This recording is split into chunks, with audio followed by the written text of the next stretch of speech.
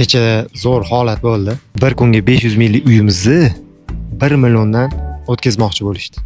Bizga keladigan klientlar ko'pincha saytlardan, xalqaro saytlardan bron qilib kelishadi. Lekin o'zimizning OLX orqali, keyin shunga o'xshash yana kanallarimiz bor. Chegara postlaridagi taksi akalarimiz mehmon olib kelishadi. Bir akamiz mehmon olib keldilar kecha. Uylarimiz ichidagi eng arzon uyimiz 500 minglik uyni klient bilan do'g'or qilib 1 millionga qo'ymoqchi bo'lgan. Borib kutib oldim. Mehmonlarga avvalosi uy ma'qul kelmadi, ya'ni ular ko'pchilik ekan. Ularga 3-4 xonali kvartira kerak bo'lgan ekan. Bizaniki kichkinaroq edi. Maksimum 3 kishiga yotoq joyimiz bor edi. Ular vaholanki 3 ta katta, 3 ta kichkina edi. Mehmonlarga uy ma'qul kelmadi. O'shanda o'sha aka bularni mehmonlarni olib kelgan akani chetga olib, aka bunaqa ishlamaymiz, bu insofsizlik. Men sizni birinchi marta ko'rib turibman, lekin sizdan boshqa akalar bilan ham ishlaymiz. Biz uy narxini o'zimiz aytamiz, shu narxni klientga ko'rsatasiz. Klient bilan do'g'or qilaman. Misol uchun 600 mingga do'g'or qilaman yo 500 mingga do'g'or qilaman. Klientga ma'qul keladi va ana o'sha olgan pulimdan sizga chiqarib beraman.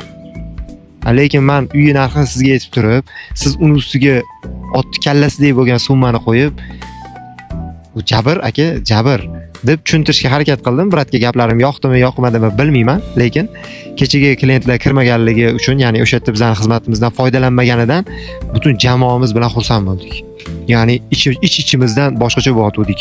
Qandoq qilib 500 minglik uyimizni 1 millionga ijaraga beramiz deb.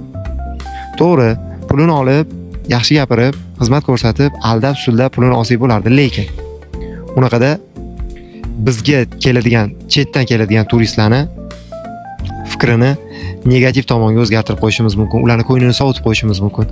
Undan ko'ra, tojiklarda bir gap bor. Kam-kam xo'ram, hamisha xo'ram deydi. Oz-ozdan, lekin постоянно, har doim. Mana o'shanda ishlashimiz kerak. Xullas aytmoqchi bo'lganim, agarda Toshkentga mehmondorchilikka, yaqinlar bilan oilaviy aylanishga kelmoqchi bo'lsanglar, quyidagi nomerlarga aloqaga chiqing.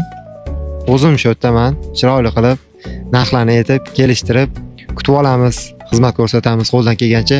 Shu nech kun bizda mehmon bo'ladigan bo'lsangiz, nima muammoingiz bo'lsa, nima savolingiz bo'lsa, nima bizdan yordam kerak bo'lsa, hammasini qo'ldan kelganicha yordam beramiz. Aytgancha Instagram orqali kelgan klientlarga yanada skidkalarimiz bor. Hali ham bu o'z kuchida. Aloqada bo'linglar. Charchamanglar.